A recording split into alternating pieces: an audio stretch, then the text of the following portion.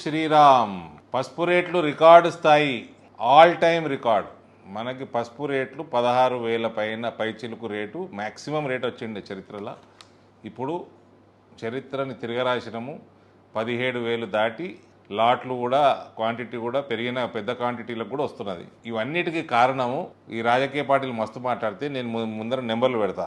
2019లో భారతదేశము ఎగుమతి 1,33,000 టన్నులు, 2023లో 1,71,000 టన్నులు, అంటే దాదాపు 38,000 టన్నులు మనం పెంచుకున్నాం ఎక్స్పోర్ట్. దిగుమతులు 2019లో భారతదేశము 31,000 టన్నులు దిగుమతి చేస్తూ ఉండే. 2023లో అంటే మొన్న అయిపోయిన గత సంవత్సరంలో 16,000కి పడ్డది. సగం ఇంపోర్టు తగ్గించినాము. ఎక్స్పోర్టు 38, 15 ఇంపోర్టు, ఈ రెండు కలిపితే 53,000 టన్నుల ఫరక్ వచ్చింది భారతదేశంలో.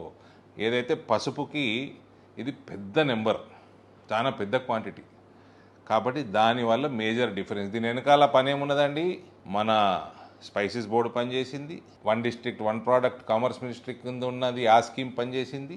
ఓవరాల్గా నరేంద్ర మోడీ గారి ప్రభుత్వం ఎగుమతులు పెంచడం, అన్ని పదార్థాలు అన్ని ప్రోడక్ట్స్ మీద ఎగుమతులు మీద దృష్టి పెట్టినందుకు ఇది మనకు ఇవాళ ఈ రేట్లు వస్తున్నాయి.